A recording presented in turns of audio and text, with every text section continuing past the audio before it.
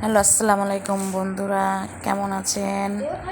আশা করি ভালো আছেন। আলহামদুলিল্লাহ, আমরাও ভালো আছি।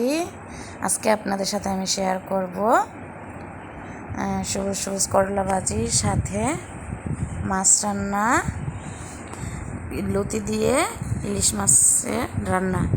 একদম ফ্রাই প্যানে কড়াই দিয়ে দিয়েছি তেল, সাথে দিয়ে দিলাম পেঁয়াজ বাটা।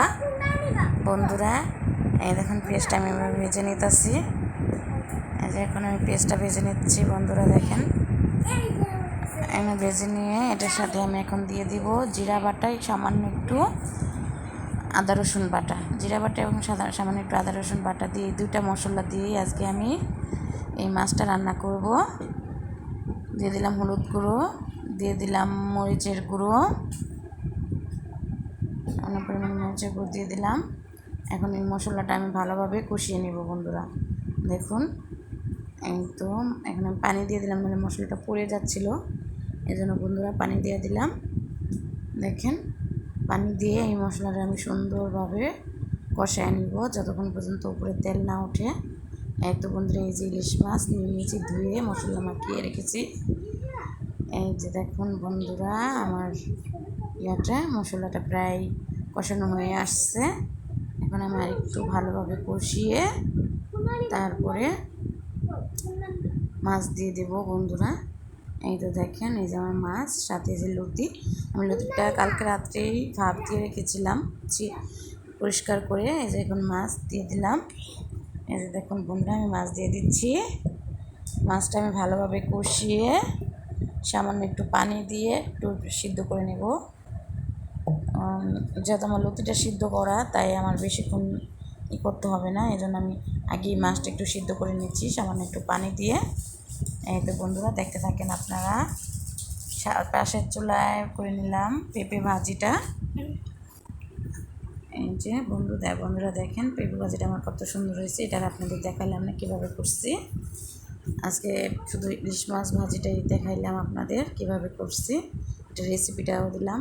সামান্য মশলায়, অল্প মশলা দিয়ে ইলিশ মাছ রান্না করলে বেশি টেস্ট হয় বন্ধুরা, এবং গ্রানটাও আসে। এই জন্য আমি অন্য চুলায় দিয়ে দিলাম ফ্রাই প্যানে তেল দিয়ে দিয়েছি। এই তো তেল দিয়ে এই চুলায় আবার চলে আসলাম।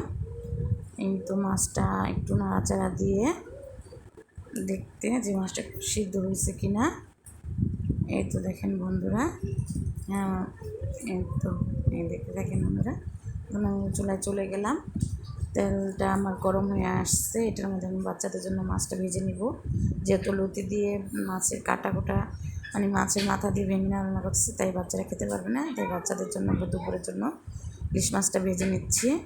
এই দেখেন বন্ধুরা, আমার মশলাটা কষানো হয়ে গেছে, মাছটাও সিদ্ধ হয়ে গেছে। আমি ভেঙে নেব।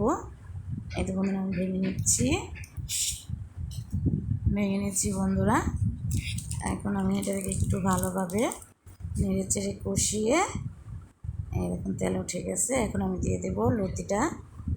তো বন্ধুরা, আমি বক্সে করে লতিটা রেখে দিয়েছিলাম।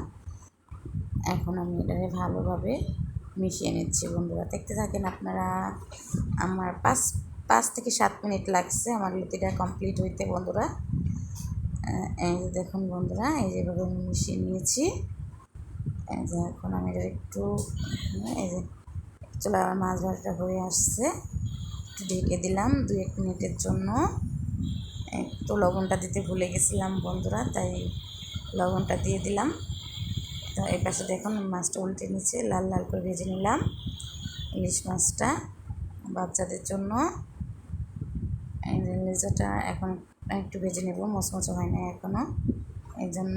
দেখুন বন্ধুরা, আমি একটু তেল দিয়েছিলাম, কতটা তেল উঠে গেছে। ইলিশ মাছটা ছোটো হইলেও মাছটাতে তেল আছে। এই দেখুন বন্ধুরা, এখন আমি উঠিয়ে নিলাম। সাথে এই যে তেলটা, ভাজা তেলটা আমি মাছ ভাজার মধ্যে নিয়ে নিচ্ছি। এটা আমার বড় ছেলের খুবই পছন্দের একটা খাবার। সে ইলিশ মাছ ভাজা হলে আর কিছু চাই না তার। এই তো এখন আমি চলে গেলাম আমার লতি ইলিশের কাছে। এই দেখুন আমার লতি ইলিশটা প্রায় হয়ে গেছে। এখন এই যে আমার ইলিশ মাছ ভাজাটা বন্ধুরা কেমন হয়েছে জানাবেন। আর এই যে আমার লতিটা হয়ে গেছে বন্ধুরা, প্রায় 7 থেকে 8 মিনিট টাইম লাগছে আমার লতিটা হইতে বন্ধুরা।